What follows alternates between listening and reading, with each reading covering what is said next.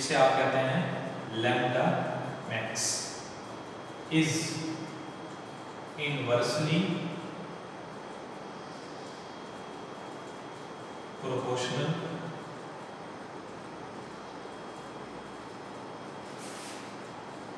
To absolute temperature. ये certain temperature भी कह सकते हैं, जिसकी मैथमेटिकली फॉर्म क्या बनेगी हमारे पास, इसका रिलेशन भी कह सकते हैं, मैथमेटिकल फॉर्म भी कह सकते हैं। वो हमारे पास क्या होगा, वो रिलेशन हमारे पास बनेगा जी lambda maximum inversely proportional to temperature, that is equation number A, very important equation. वैसे हम ऊपर पढ़ चुके हैं ये बात, यहाँ पर ये कर चुके हैं। तो इनवर्सली प्रोपोर्शनल है किसके बता, टेम्परेचर।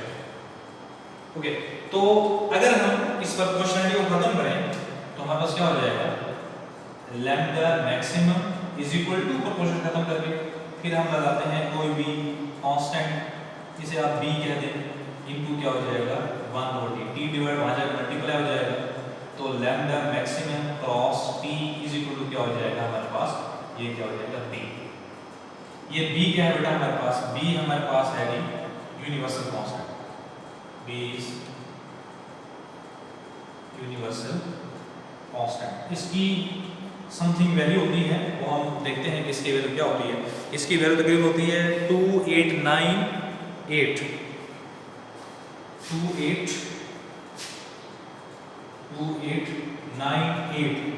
Micrometer kelvin. ये यूनिट किस तरह आया, इसको देखने जरा कि हमारे पास वेवलेंथ का यूनिट क्या होता है, मीटर। ओके, और टेम्परेचर क्या होता है हमारे पास, केल्विन। तो मैंने आपको क्या बात बताई थी, लैम्डा मैक्सिमम क्या होती है, स्मॉलेस्ट वैल्यू, ये देखें जिसकी वेवलेंथ क्या हो, इंतहाई स्मॉल हो, और वो किस में निकलती है, माइक्रो में। तो इसलिए हमने यहाँ पर क्या लगाया है, माइक्रोमीटर केल्विन। ये बातें आप लोगों ने अपने माइंड में याद रखनी है। ये न्यूमेरिकल जो वैल्यू होगी, न्यूमेरिकल से घबराना नहीं है आप लोगों ने, छोटे छोटे न्यूमेरिकल नहीं होंगे, बट ये कॉन्सेप्ट क्लियर हो जाएगा आपका। तो ये माइक्रो मैंने क्यों पुट किया, ये भी मैंने आपको साथ में क्या बता दिया, इसके रीजन बता दिया। तो अब एक और इसमें पॉइंट है, वो ये है कि इसे डिस्प्लेसमेंट लॉ क्यों कहते हैं, डिस्प्लेसमेंट। इसका कॉन्सेप्चुअल आंसर ये है बेटा, देखें कि मैं आपको फिर इस ग्राफ में बता रहा हूं कि टेम्परेचर 2000 से 4000 हुआ। मैं फिर एक्सप्लेन कर देता हूं इस बात को कि टेम्परेचर 2000 से 4000 हुआ, तो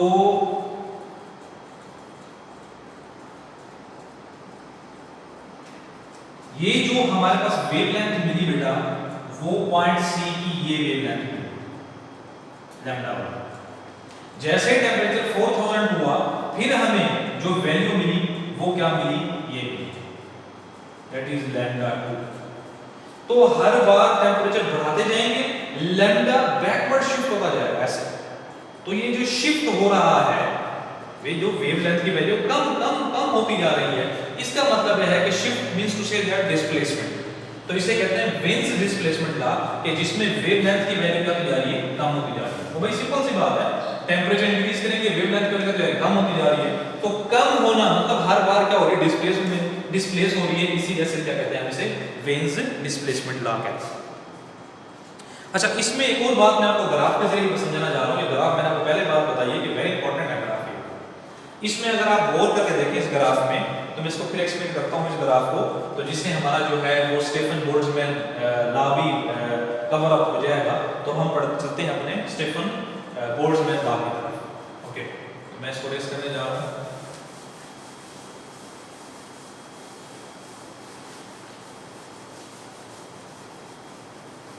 आपका जो कोर्स कंटेंट है उसमें पहले दिया हुआ है स्टीफन, फिर दिया हुआ है बोल्ट्जमैन विन्स। तो मैंने पहले आपको डिस्कस करके बताया है विन्स डिस्प्लेसमेंट लॉ, और उसके बाद फिर डिस्कस किया है स्टीफन। जो मेरे पास कोर्स कंटेंट में दिया हुआ है वो मैंने जानबूझ के इतना किया है ताकि आपको जब विन्स डिस्प्लेसमेंट लॉ क्लियर हो जाएगा तो स्टीफन बोल्ट्जमैन आपको समझने में क्या हो जाएगी, आसानी हो जाएगी। तो ओके, अब हम डिस्कस करने जा रहे हैं अपना स्टीफन बोल्ट्जमैन लॉ। तो स्टेफन बोल्ट्जमैन लॉ हमें क्या बात बताता है? तो स्टेफन बोल्ट्जमैन लॉ हमें इसको हम इसकी सबसे पहले स्टेटमेंट राइट करेंगे। This law states that energy, this law states that energy per unit area per second is directly proportional to the temperature of power flow. इसमें मैं क्या बताऊंगा? इसमें मैं कहूंगा energy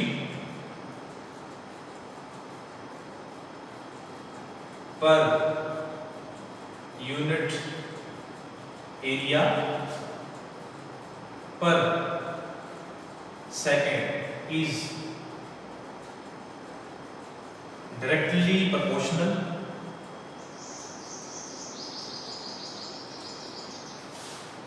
to the T power 4। अब इस बात को मैं बाद में समझाऊंगा कि T की पावर 4 और ये आपस में डायरेक्टली रिलेशन किस तरह से, वो ग्राफ के जरिए आपको बात बताऊंगा। इसका जो रिलेशन होगा वो क्या होगा, ये रिलेशन आपने जरा गौर से समझना है। जिसे आप कहते हैं E डायरेक्टली प्रोपोर्शनल T की पावर 4। अब देखिए मैंने यहाँ पर कहा है energy per unit area per second, तो मैं यूं तो कह सकता हूं ये एनर्जी तो है Q over A cross T। Q से मींस क्या है? एनर्जी।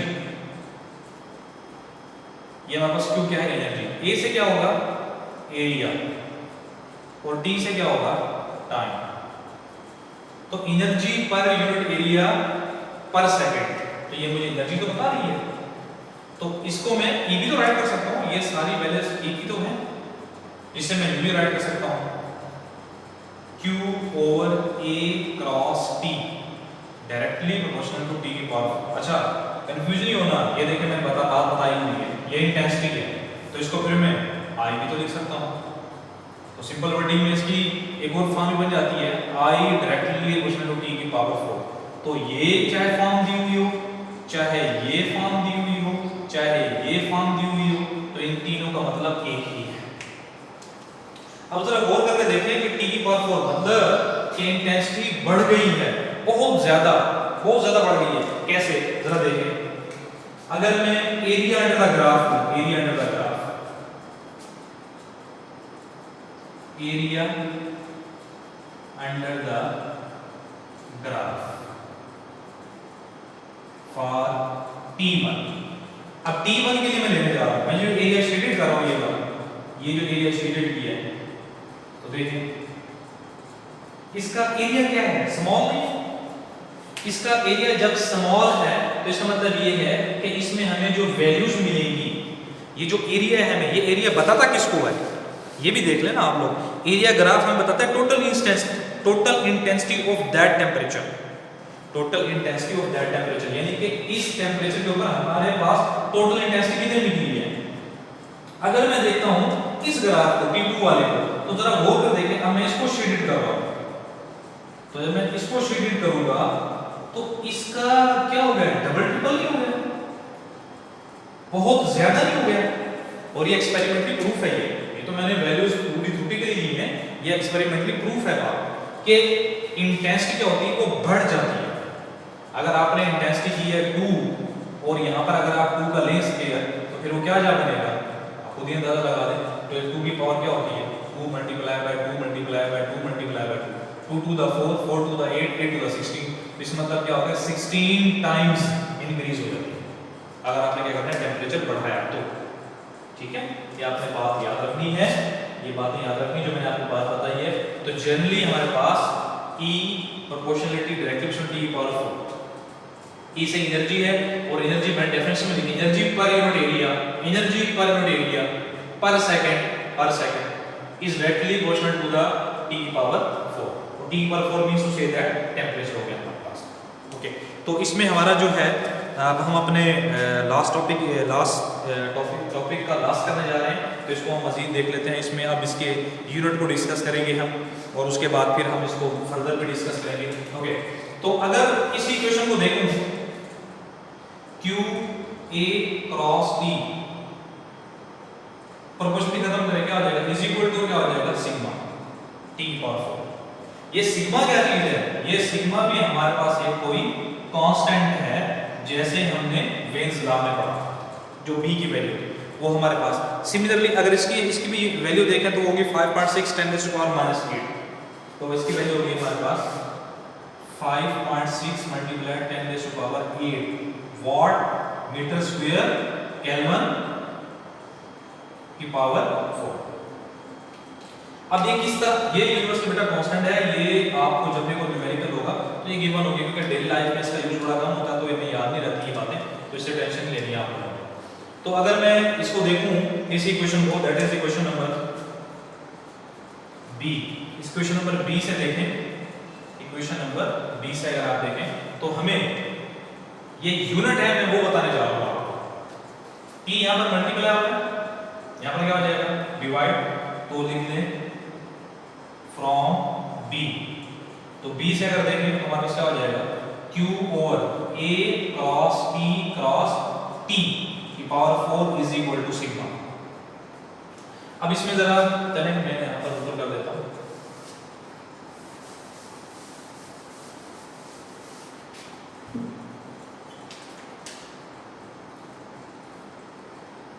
जी। तो ये हो जाएगा हमारे पास q over t multiply 1 over area multiply by t is equal to sigma. तो इससे परेशानी होना, मैंने इसको अलग कर दिया। ये q ओवर t मुझे किसको बताता है? जूल पर सेकंड को। एनर्जी का यूनिट क्या होता है? जूल, टाइम यूनिट क्या होता है? सेकंड। ओके, मल्टीप्लाई एरिया का यूनिट क्या होता है? मीटर स्क्वायर, और टेंपरेचर क्या होता है? केल्विन। तो क्या हो जाएगा 4, क्योंकि पावर यहां पर 4 की, तो सिग्मा। अब ये जूल पर सेकंड क्या चीज होती है? ये होती है बेटा हमारे पास पावर इज इक्वल टू होता है W ओवर T। W का यूनिट क्या होता है? वर्क का यूनिट क्या होता है? जूल, पर्सन क्या होता है? सेकंड। तो जूल पर सेकंड किसको बताता है? वाट को नहीं बताता। ये इंपॉर्टेंट वर्ड याद रखना। तो इसका मतलब यहां पर क्या आ जाएगा? वाट। ओके, उसके बाद फिर क्या हो जाएगा हमारे पास? ये क्या हो जाएगा? Metre square kelvin 4 is equal to क्या हो जाएगा? सिग्मा। तो ये यूनिट डेरिवेशंस वैसे 9th 10th में फर्स्ट और सेकंड में होती है, बट मैंने आपको यहाँ पर फिर बता दिया ताकि आपको मुश्किल ना हो कि ये वाट मीटर स्क्वायर केल्विन की पावर 4 ये किस तरह से आई है। मैंने डेरिवेशन बता दी है, एमसीक्यू और शॉर्ट क्वेश्चन में आप लोगों ने याद रखनी है। ओके, तो इसके अलावा इसकी एक लास्ट टॉपिक, ये लास्ट बात है हमारे पास, मॉडिफाइड फॉर्म। ये एमसीक्यूज में आ सकती है बात, मॉडिफाइड फॉर्म ऑफ